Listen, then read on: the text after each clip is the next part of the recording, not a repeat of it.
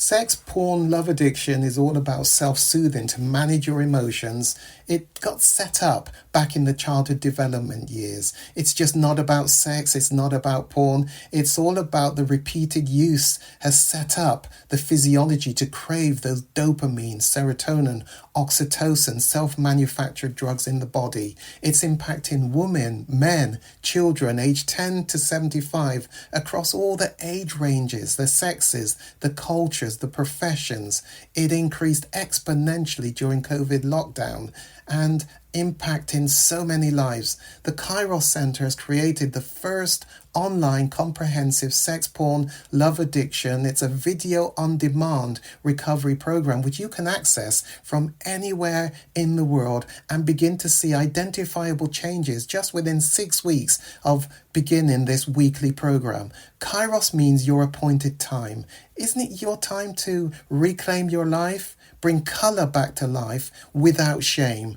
Click the link below and begin your journey. You owe it to yourself and to others.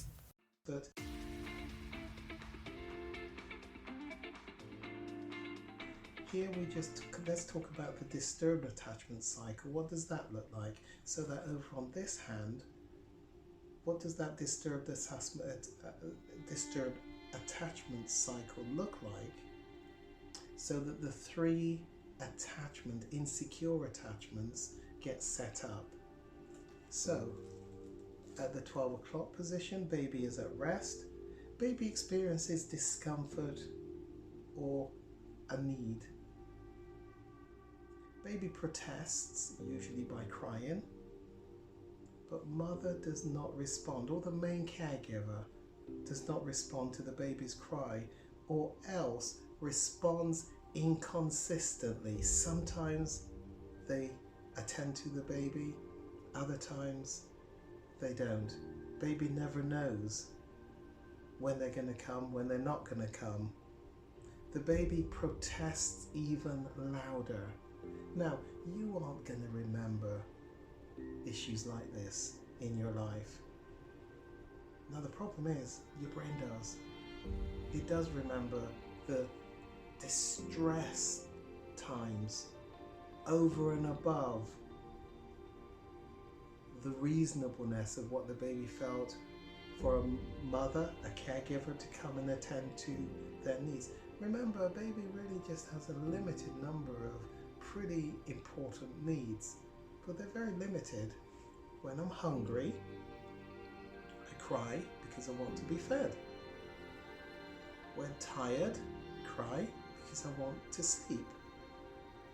When pooed, nappy, cry because I want to be changed. Those are pretty much the basic but significant fundamental needs that the developing baby has. And baby wants those needs attended to reasonably promptly, or increased distress occurs.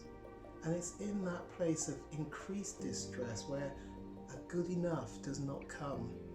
Now please don't try and do parenting of your children or observe other people just by this which I'm talking about and think, oh my goodness, I remember my child or somebody else's child being left and they were distressed.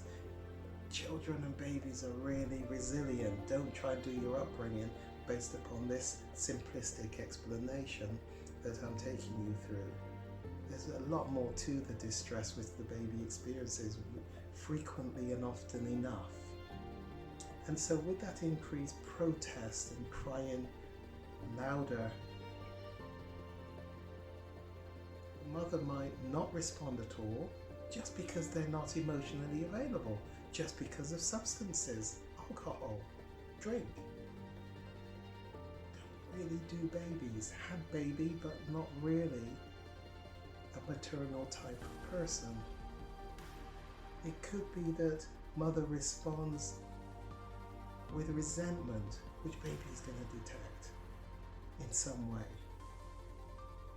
or just does not respond at all, or just inconsistently. More rage on the baby's part. Apathy the over time of this behaviour continuing repeatedly can set in. Baby becomes more lethargic. But rage is what the brain is going to detect. How does the baby express rage? Not often necessarily in an obvious anger, crying way. The baby just may become much more subdued and internalizes the pain and the anguish and the rage. Can you imagine that internalized, it's not safe to express anger and rage, even learning that as a newborn, developing baby, toddler? How you might go on to internalize the anguish, the pain of what you feel somebody else is doing or not doing to you. It's not safe to do conflict, avoid conflict. It's not safe to express needs. Can you see how aspects of this can be interpreted by the baby in a particular way so that these traits continue to manifest themselves later on in life? So over time, the baby plays on their own or just becomes apathetic or just learns to self-soothe. Self-soothe? Just get by in whatever way the baby finds. Again, can you see the sort of traits that potentially get developed so early on? Negative ways of self-soothing, because the brain needs to get the child through what feels to the brain as life-threatening. Remember those three basic needs. Where they're not met for the baby, this is life and death stuff. Hunger, tired, pood nappy. Life and death stuff, really significant. There isn't anything else more important in life for the baby at this point.